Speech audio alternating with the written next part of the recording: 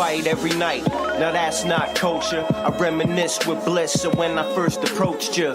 Then wake up to be greeted by an argument again. Maybe we better all friends. So insecure. If I take too long at the store. Welcome once again to another episode of Another Mediocre Podcast. I'm your host, Lou Capetta. You are listening to the sounds of New Jersey hip-hop recording artist, producer extraordinaire in Richmond. This is his song Front Door. It's one of my personal favorites, and I got a lot of them. This week we got our first sponsor. Now we are being sponsored by New Jersey Championship Baseball League. If you're like me, a couple years ago I went back to playing baseball after years of softball. You're over 18 years old and you're willing to play in the northern New Jersey, Bergen County area. This is a new league starting up. These guys know what they're doing. They're very professional and they're on top of everything. If you're looking to get in on the ground floor with a new league and become a founding member, you're going to get a good price, and you're going to play baseball, and you're going to have fun. So check out New Jersey Championship Baseball on Facebook. You could also check them out at www.njchampionshipsports.com, or you can give them a call, 201-290-0829. Again, New Jersey Championship Baseball. Now, this week, my guest is the man who wrote my favorite book about the 86 Mets. He interviewed John Rocker in 1999. He's written for Sports Illustrated, a bunch of books. He even once declared for the NBA draft. It's Jeff Pearlman. Check out the show and enjoy. As always, you can find this on iTunes, Spreaker, SoundCloud, YouTube. And if you're listening on iTunes, don't be afraid to give us a rating. Tell us what you think. It really helps us get noticed, and I really appreciate it. So, enjoy this week's episode, everyone.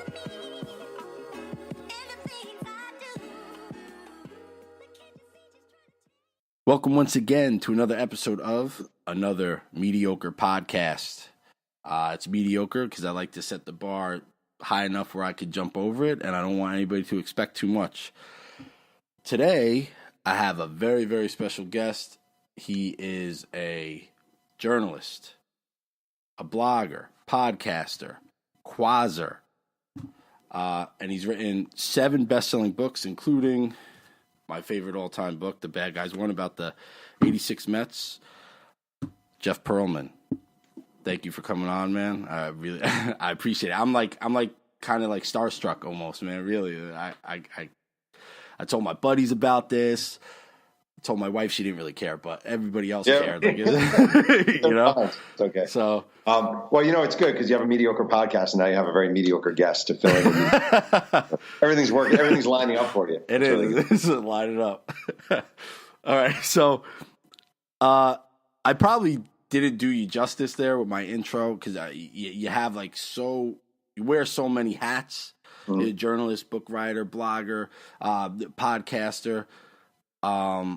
Does it get overwhelming? Do you find yourself like maybe that you're doing too much, or you want to do more, or you like having that many different avenues to express yourself? You know, sometimes it gets overwhelming. Lately, it's been like today. I thought, like, I teach. I live in Southern California, and I teach journalism at a school out here called Chapman University, and I have a class tonight. I have a story due for Bleacher Report due in about 3 weeks. I have revisions for my book. I have a book coming out about the USFL due at the end of the month. Oh, wow. Yeah, I've started working on another book because the USFL book is almost wrapped. I have another book, and I really got to get going on that. So, you know, I kind of wasted yesterday working on a podcast, which wasn't the bad. You know, like you, I don't get money for it. I just do it out of my joy. So, yeah, but the truth of the matter is, like, I mean, we were talking before you started, like, you've spent how many years working construction? Like who am I to, yeah, man, you were talking, you know, like the physical toll and blah, blah, blah. Like, my big problem is I'm going to sit in a coffee shop today and have to figure out how to go edit my book. Like, my hands are soft, you know, like I do not, I've not worked many, you know, hard days of, and also the most important thing is, like, I genuinely love what I do. Like, I genuinely love what I do. I love writing. I love reporting. I love digging.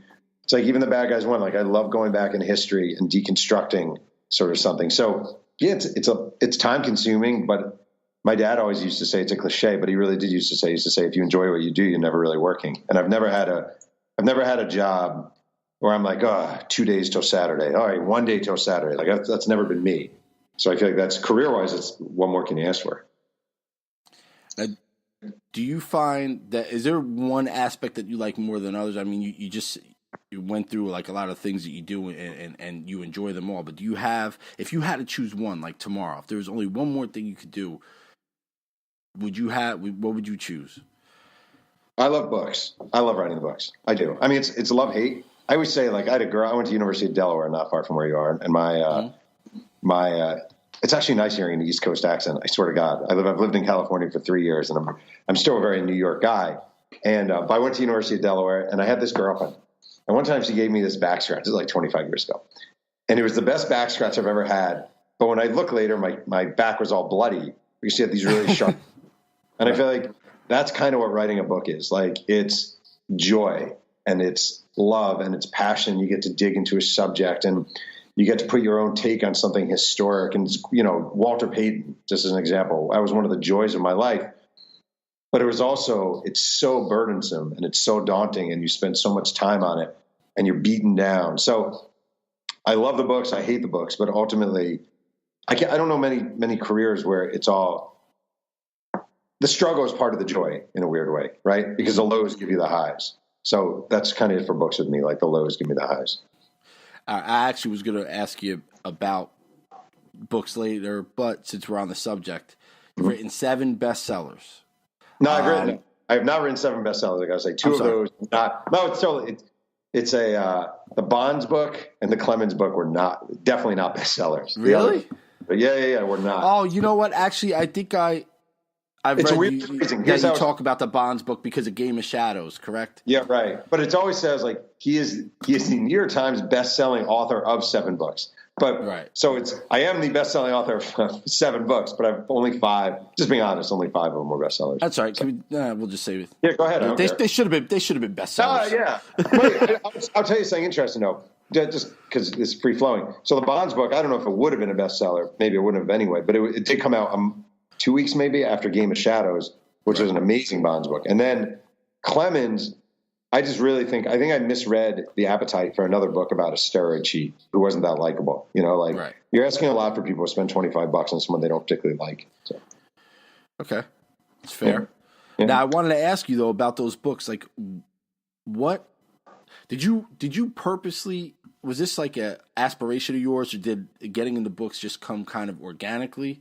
And what exactly goes into, take us through the process of writing a book, because it seems like you just said a daunting task.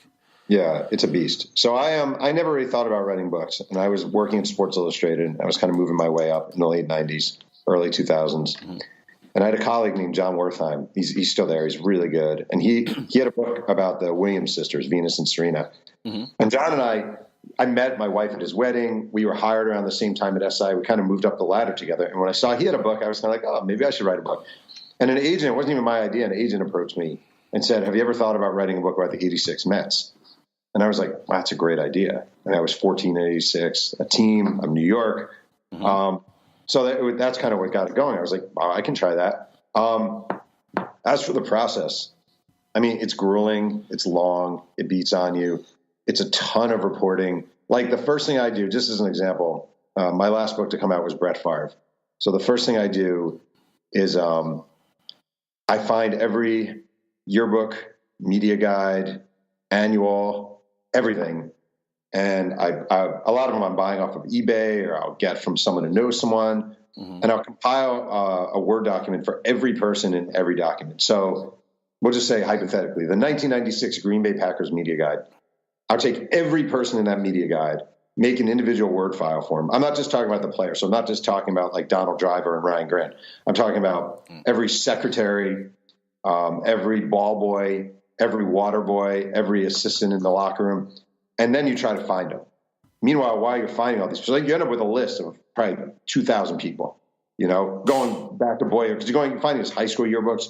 Hopefully, you're finding his elementary school yearbooks. You're finding his 4 yearbooks at Southern Miss, his media guides at Southern Miss. You just make these files. Meanwhile, you're building a library of Brett Favre, a literal library where you'll buy every book. I'll go on Amazon and buy used, hopefully, every book that's ever concerned Brett Favre. So his autobiography, but also like every Green Bay Packer book from that era, when he was with the Jets of 1 year, the Vikings of 2 years, every book that covers that, and then you'll go through day by day. This is the worst part of it, I think, the day by day compiling of a newspaper collection. So basically, there's a program called Nexus Lexus, which is a newspaper database.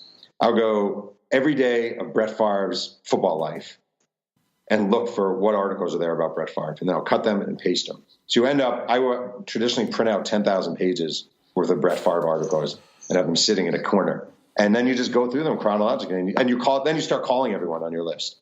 Then you start going through the things and circling all the dates. It's monstrous. And by the end of it, my kids are like, stop fucking talking to us about Brett Favre. We don't want to hear any other thing about Brett Favre. And I'm kind of the same way. You become so sick of it, but you would kind of live it, you know? That sounds actually awful. I gotta be. Oh, that's so funny. It's great awful. Great awful because It's like, the thing is, all right, like just as an example, for me, and you also do a fair amount of travel. So like Brett Favre, it's from Mississippi. Like you, I'm an East Coast guy. You know, I personally grew up around this really sort of, you know, my family's very liberal, Jewish family, New York, blah, blah, blah. You're going to Mississippi, you know, you're going to the Kill, Mississippi, and you're eating whatever, you know, chicken fried chicken. Yeah, or whatever. You know, and like you're going to the Favre's compound. It's like, the beauty of it all is seeing other people's lives, diving into other people's lives. It's one of my favorite things. Like I would say, you can't be a prejudiced asshole and be a good journalist because you have to be open-minded to everything. I have to be willing to hear your take on why Trump is great or why you think hunting is the best sport ever or why whatever. And it brings you and it introduces you to things that you never see before. So I love that so much. I agree. Well, yeah, I feel that same way. When I first started podcasting, I had a run. Somebody was helping me, and then they backed out. But I got to interview a guy named John Ziegler. I'm not sure if you're familiar with him. Yeah, of course. Yeah. Man, he was fascinating. A little off his rocker. Uh-huh. Very, very conservative. We don't necessarily agree on a lot, but I spoke to him about the whole Jerry Sandusky scandal. He thinks those guys are all innocent. Oh, I know. You know what? I know John Ziegler. He's crazy. Yeah. He's a crazy human being, actually. Yeah. I know him. I was like, wait, John Ziegler. And then I was like, the Penn State guy. Because I wrote a book about Jerry Sandusky's son. And John Ziegler has basically led a witch hunt against his son, saying that he's not telling the truth about. Yeah, I know Ziegler. That's an interesting guest. Yeah, it was. It was. Yeah. I mean, he was very gracious, and he was very. He was a cool guy, but he was very. Just I don't know if I use cool as an adjective. I don't know if I use maybe he was gracious.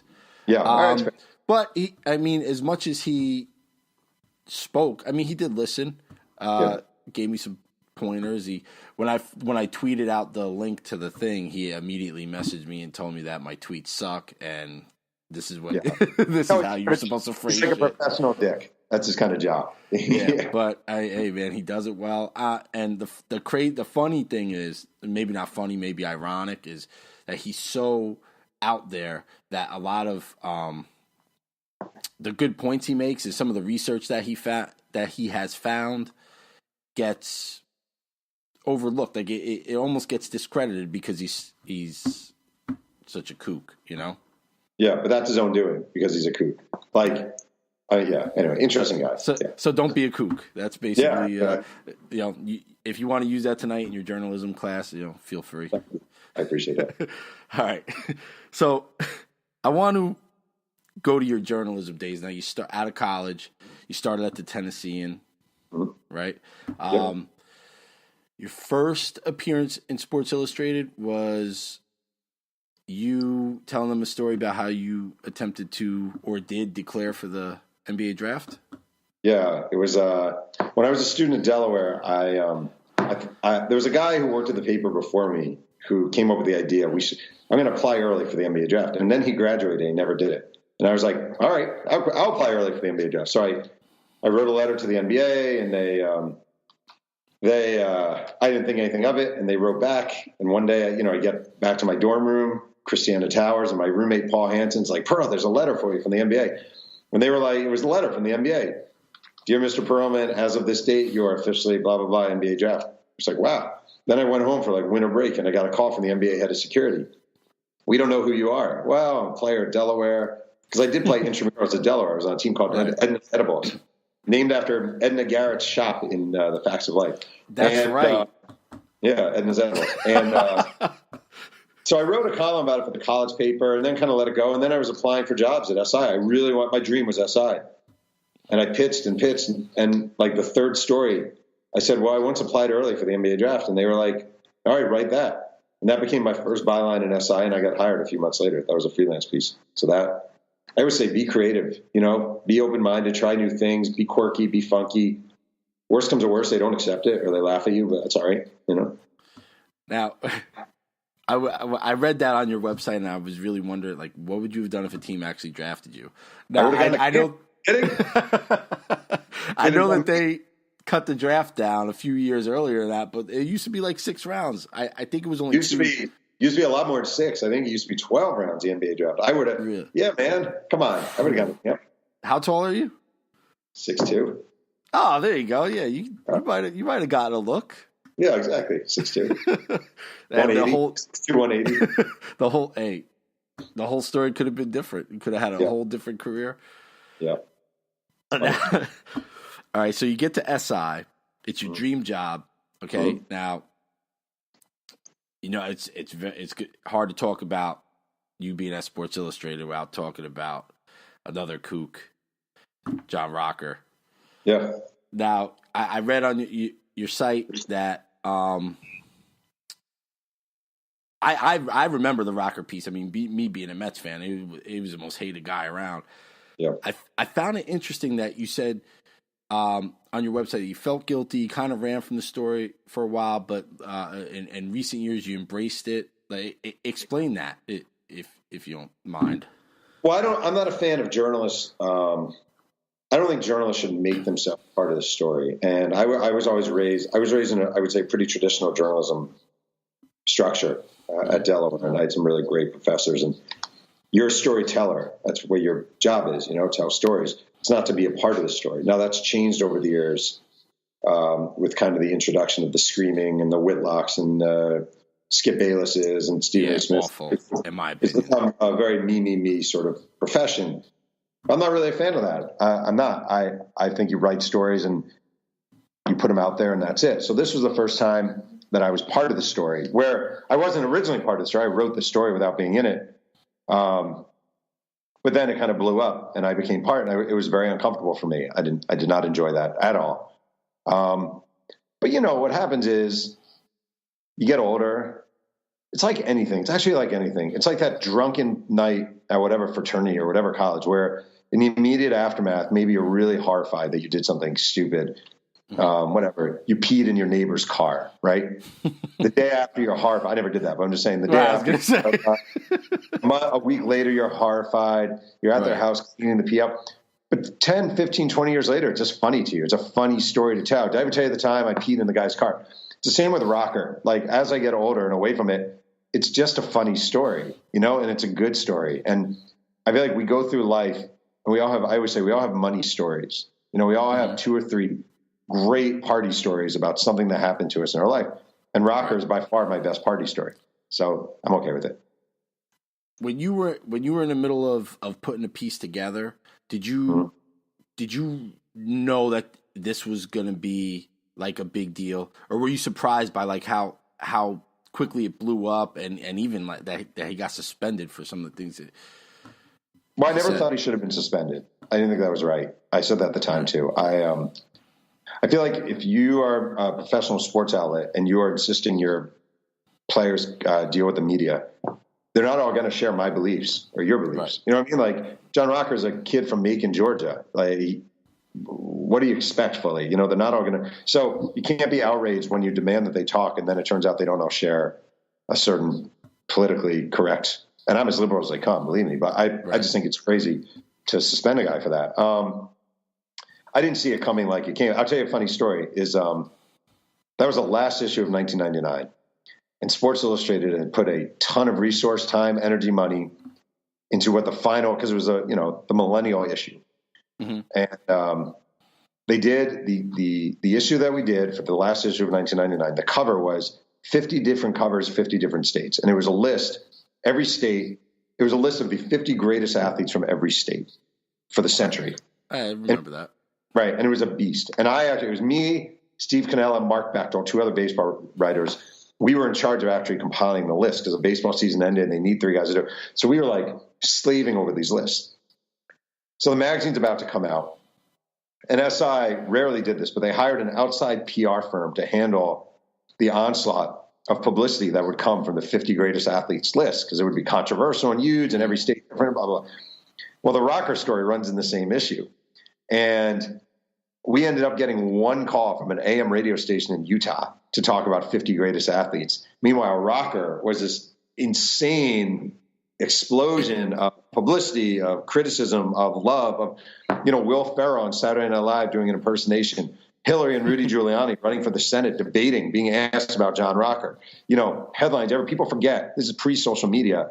I mean, it was ridiculous how overwhelming it was. And meanwhile, like 50 greatest athletes is like an afterthought in whatever SI history. When it did blow up, were you like, holy shit? It was. Yeah. I remember coming home and having like whatever it was, 40, 50, 60, this is I didn't have a cell phone.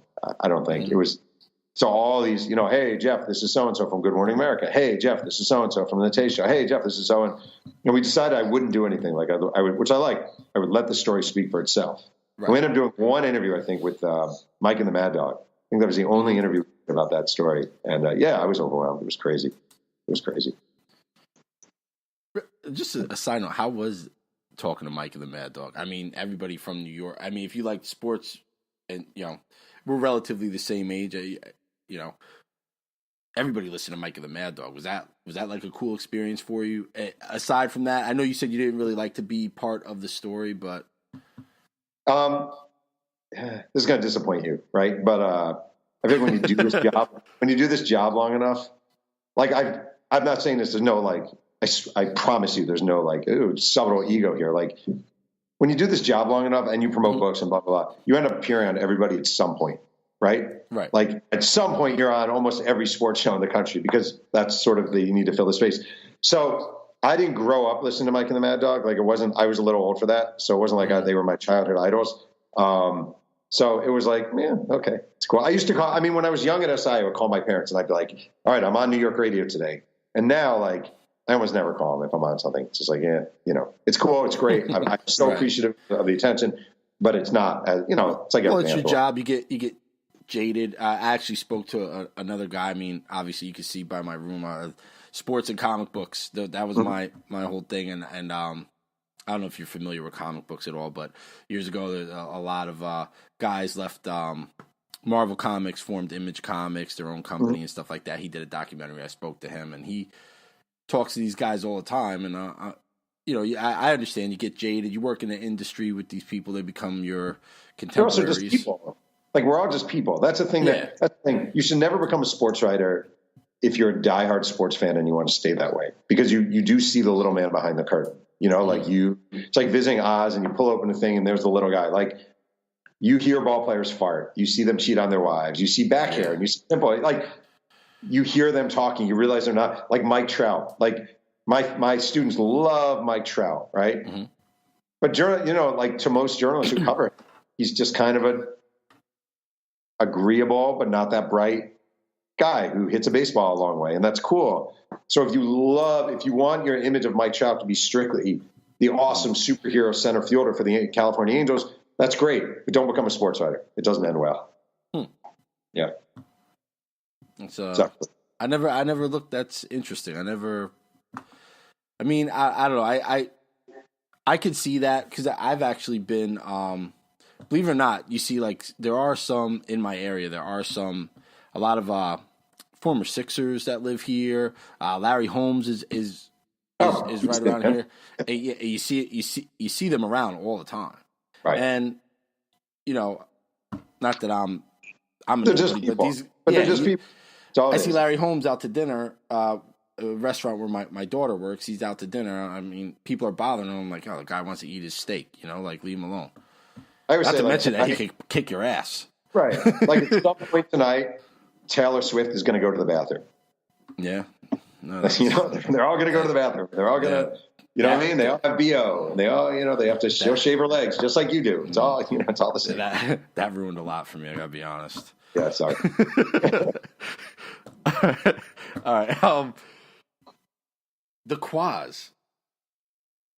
Right? Mm-hmm. That is, I'm not just saying this because you're here, but it really is one of the most uniquely entertaining thank you. things that I've read. It's it can be funny, quirky. It's sometimes fascinating. Now, I haven't read. You've done over 300 of those, right? I believe. I think I just posted 337 last night. Wow. Yeah. So I haven't read all of them, but that's my greatest. That's my Ripken streak right there. Every week, 337 straight weeks. I missed one because the power went out of my where I live, but otherwise 337. I don't know. I think Ripken probably would have still made it somehow. Yeah. But seriously, they're like two of the most fascinating ones to me. I really want to talk about was first. You got to talk to your childhood bully, and you mentioned him in a Bad Guys 1. Yeah. How was that? 'Cause I know I read it, and you guys had become friendly over over Facebook over the years. But I remember you saying in the Bad Guys 1 very, very early on, you mentioned him, and then you got a lot of flack about that. So did you feel that the tables had turned? Did you at that point? Did you feel that by writing that you had become the asshole? It was kind of like, I used it for years though as an example for people where it's like, don't be a bully when you're a kid because you never know whether the kid you're picking on is going to call you out in a book that ends up on the bestseller list, which I always liked as a lesson, Right. But you know what it is? I don't like having enemies. I actually don't. Even like John Rocker. If John Rocker was like, "Hey, you want to just get a coffee?" I'd be like, "Great, let's do it." Mm-hmm. I don't harbor grudges. I don't. So John was a he bullied me as a kid. Whatever. We were kids, it kind of happens in childhood. And I wrote about it in my book, and I got some, feedback from friends of his who were kind of pissed on his behalf. And I don't know what happened. Maybe I found him on Facebook years later, and I was like, I think I apologized to him. Where I was like, it's just, we were kids, blah, blah, blah. And he was a really nice guy. He's a wrestling coach. And I was like, any chance you do a Q&A for my website? He's like, absolutely. So, now we're Facebook friends. All's good. I have literally zero ill will toward the guy whatsoever. He's a good guy. And I like that. I like resolutions like that, because I hate people who hold grudges from childhood. It's just really stupid. I don't know. Yeah, so that's my job. Of course, who wouldn't want to do that? It's amazing. The other one, and this was, I felt kind of uncomfortable reading it, not in a bad way, in a thought provoking way, in a real, in a good way, if you could understand what I'm saying there. You talked to a Nazi. Oh yeah, that was weird. Now, for those that don't know, you're Jewish. I'm Jewish. And that made for a very interesting and kind of uncomfortable reading it. How was that for you? Like, I could just imagine, me reading it. It's weird, right? Because I kept thinking, he wasn't that bad of a guy. And you're like, wait a second, he's an asshole, but like, again, I do not believe, I already put a lot of debate in that. Do I interview this guy? Do I give this guy a platform? And I was thinking, it's important to know how other people think. It is. It doesn't mean, I don't always think it's in the name of so I understand. Oh, now I get you're really a good guy. I'm not saying that. It's important to know how other people think, because then you can understand them and you can understand their motives, and you can maybe even possibly sort of change their opinion or soften their. I just don't think there's ever much harm in talking to people if they're willing to listen or if they're just open to the conversation. So I reached out to him and I was like, look, I'm a liberal Jewish guy from New York. You're probably not a big fan of my existence, but I'd love to, blah, blah. And he was like, all right, fire away. And that was it. He was cool. I mean, for a Nazi, cool for a Nazi. Yeah, cool. I'm starting a band right now. We call it Cool for a Nazi. He's not a real Nazi. That's the thing. He's just a dick. If there was ever kind of a backhanded compliment, man, that's cool for a Nazi. That's wow. Now, were either of those tougher than interviewing your wife for the Quaz? Was that the ultimate tough? That was easy. She was easy. I know if I didn't like doing it. I don't like. I don't want people to be like, "Oh, look at this guy giving favoritism to a relative or blah blah blah." But my wife really interests me, and the whole point of the Quaz. Everything about journalism for me is a little selfish. Like the books, I write books I want to read, and I write them the way I want to read them. I do Q&As with people who interest me. Now, if you happen to share those interests, that's great, and that helps my career. But it's not like I'm thinking, "Oh, who does this guy want me to interview?" My wife interests me. She had a book coming out. I thought, "Oh, I'll talk to her." That's it. Which, by the way, I'm glad that she wrote that. I don't read many books. I'm probably going to read that one because I'm all about ignoring my kids. Yeah, it works out all well. about it. Yeah, that's good. I have 5. They range from my oldest is going to be 21. My youngest is 6. So, I'm all about it. Better you than me. Yeah, I don't know what I was thinking. Who knew that somebody cannot keep their hands off this? I don't know. Yeah, exactly. Oh man. So what? Out of all the ones that you've done, do you have a particular favorite? Was there ever one where you were like, yeah, this is really awesome. I'm getting to talk to this person, or maybe you were just fascinated by, because I feel a lot like you do. Like I like to talk to the very first website I made and the very first podcast I did. It was like about sports, and I love sports, but it kind of sucked. I was bored with it very quickly. I like to know things. I like to learn about people, like the way people live. I like to, even when I travel around the country, just seeing how people go about their daily lives, because it's different everywhere. Do you find anybody that you spoke to was particularly fascinating? I mean, I loved, my favorite project was a Walter Payton book, Sweetness. Okay. He was, all right. So like to compare and contrast, my least favorite book I wrote experience wise was the Roger Clemens book, because I thought Roger Clemens really lacked a sort of depth of character. I used to joke, if you took his brainwave and you could verbalize it, it would be like baseball, beep, food, beep, breasts, beep, baseball. That'd be it, like it's fine. But it's right. So then when you write about a guy like that, you're trying to find things around him that are fascinating. Like he had a brother, his hero ended up being a drug addict, and his brother's wife was killed by people seeking out drugs in their house. And so that was interesting. But Clemens himself was not that fascinating. But Payton, who I'd interviewed near the time of his death for SI, was this really sort of introspective, tortured, high-low, individual, beloved, but also self-doubting and self-loathing. So for me, really trying to explore him, I mean, it was hard and it was daunting, but it was my favorite project, soup to nuts. Books like The Bad Guys one, I really enjoyed. I love writing people. Like I love taking a person's life and really digging into it, so that was definitely my favorite. I was going crazy. The thing is, you go crazy. Like I was living in New Rochelle, New York at the time, and I used to take these night runs. And I would take runs, and I would like picture Walter Payton with his kangaroo's headband running next to me, having these conversations with him. I was so deep into it. It was like you become a character actor where you kind of, I don't know, it was crazy, but really, really enjoy it. Really rewarding, I guess. Rewarding. Were you a Payton fan, or did that just? I was a fan of 80s running backs. I was like a big kid of the 80s. So like for me, it was the golden era of like Earl Campbell and Walter Payton and Freeman McNeil and Billy Sims and Joe Morris. And, so I love that era. And, Payton was the best of the era. So. Right. Yeah. I was a Barry Sanders guy myself. Right. Great. Barry. I was a Bo Jackson guy too, which I really liked your Bo Jackson. Oh yeah. I love Bo Jackson. Best athlete I've ever seen by far. Yeah. I mean, that's to think that somebody I played him. I went back and played baseball. I played in a men's league baseball, and like we're awful, and I can't walk for like 3 days afterwards. I can't imagine like somebody playing professional baseball and then going and rushing for 1,000 yards. It's amazing. That's crazy. I was just giving this pretty face, I guess. That's my gifted curse, you know. It's a burden to bear. We all have our burden to bear. Yeah. So now you've done all this. You get into podcasting. Two Writers Slinging Yang, which is a pretty amazing title. And you just talk to other writers. Mm-hmm.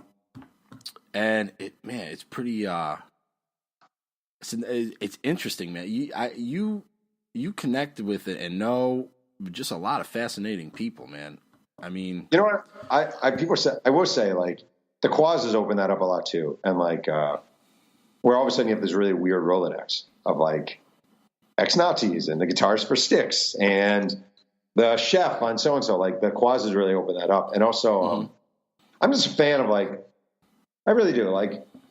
Yeah, I'll criticize people and blah blah blah. I'm not afraid to criticize people, but I really do believe in like trying to keep good relations with people, and there's a value to that because number one, it's just the better way to live, and number two, if you ever need someone to whatever appear on your stupid podcast, you know, hey, would you be willing to do this? I have a really weird like my database of people I know as I've been in journalism for a long time has grown really weird and funky and fun. You know, like I always joke, I have Jerry West's number on my cell phone and Sir Mix-a-Lot. And there aren't that many people who can say they have Jerry West and Sir Mix-a-Lot. That's amazing. I used to have a handle to it, but I lost it. Yeah, so. Man. That's a quote right there, man. Jerry West's phone number and Sir Mix-a-Lot. And Sir Mix-a-Lot. I don't think they hang out that much, but maybe. You never know. I mean, West was in the Bay Area for a little while. Yeah, there you go. All right, so. So how did that? Did you just one day decide that you just wanted to start podcasting and like? I just like talking writing. I love talking writing. Okay. And I love talking with other writers. So it was a chance to do it. And I don't know.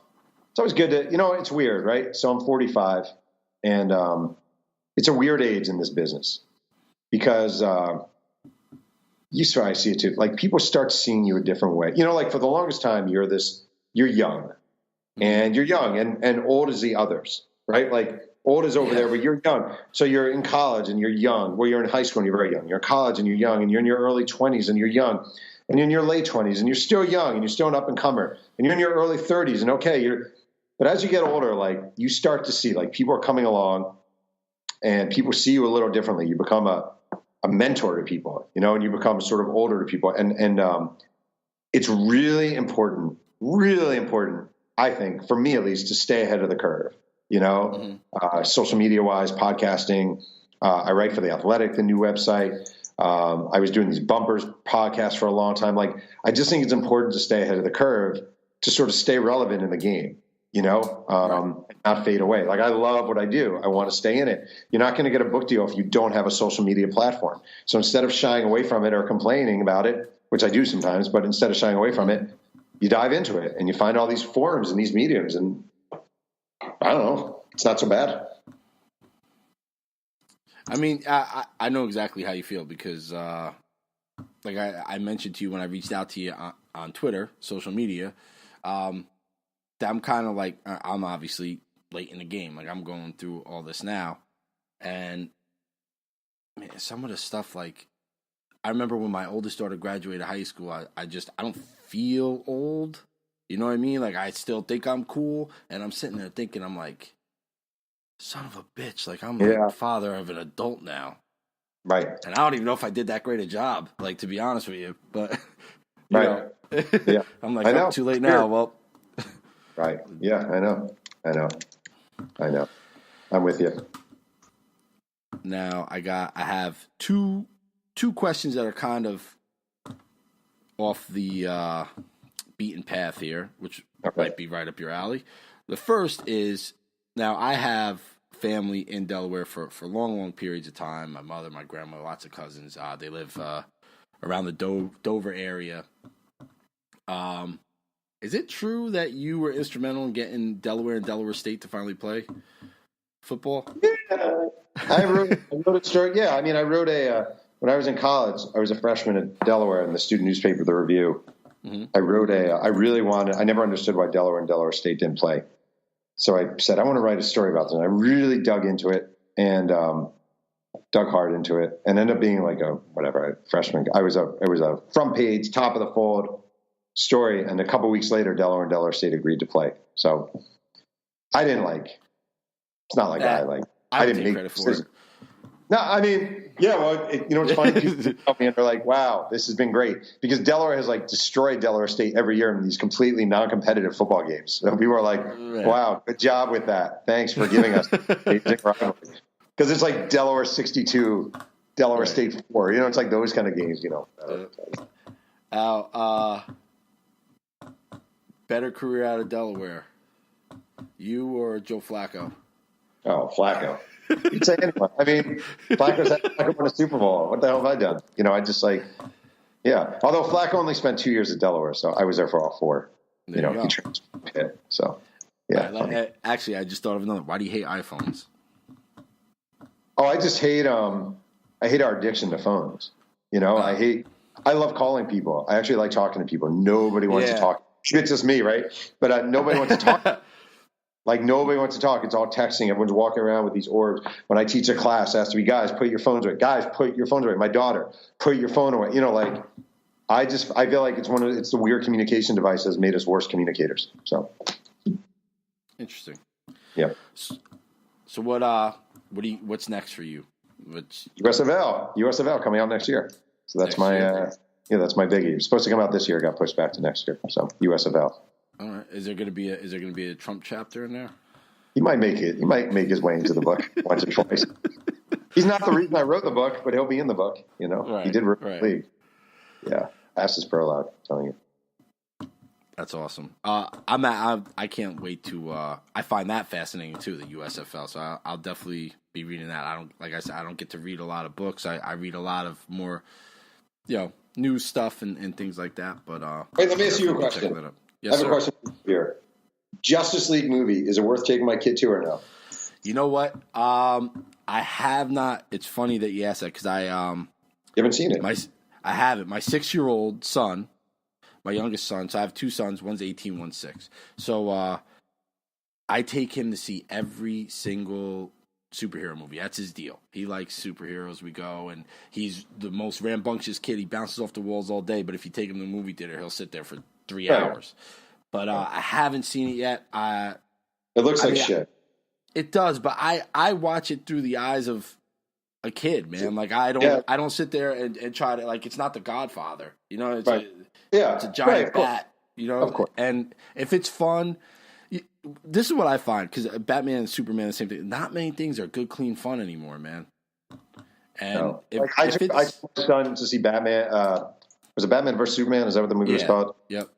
And my son was like, what the hell's going on here? My kid was 10 at the time or 9. And he's like, this is really he hated it. He was like, this is really dark. I didn't think it was I thought the first Superman movie, the new one, I don't know what it was called, but the first new Superman movie was one of the worst superhero movies of all time. I hated it. It was pretty bad. Because I loved Christopher Reeve first 2 Superman movies very much. Right. So I thought this was shit. And I thought the Batman Superman was mediocre.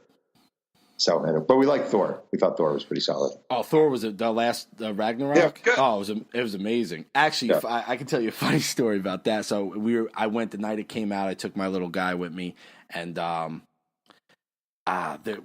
he's talking to the big stone guy, I forget his name, but there's a innuendo there, a sexual innuendo about fucking jerking off, and everybody laughs. And I was sitting next to it was all packed theater, and my guy goes, "Why is that funny?" And then our whole section they started cracking up even more, and I was like, "Oh my god, yeah." So yeah, I mean, if you like superheroes, and you said your kid's 10, he's 11 now, so he's okay. 11. So I mean, I like him just because my little guy likes him. I don't really look too into it. You know what I mean? Right. So just curious. Nice. So technically, I just got interviewed by Jeff Pearlman. I can't wait to tell my buddy Yag about this. He was all about. He's like, "Oh, you got to call me right after. You got to let me know." He's a big fan too, man. So I'm going to say that I made it. You're in. Awesome, man. Awesome. If you ever come this way to teach, I really definitely would like to take your journalism class. My teacher kind of sucks. Sorry. That's unfortunate. Don't tell him. Hopefully he's not listening to your podcast. Yeah. I don't even think the people related to me listen to my podcast, to be honest. Oh, so there you go. Yeah. Well, you're a good interviewer, though. Seriously. It's all about making a conversation, which you're doing well. So, that's good. That's the whole battle, is turning an interview into a conversation.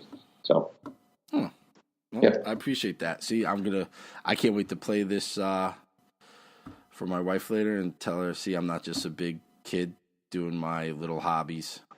You should be a big kid. We're supposed to maintain that, So, nothing wrong with that. Once again, man, thank you very much. I've taken up like almost an hour of your time. I know you're busy. By the way, I love the Daryl Strawberry Say No to Drugs shirt.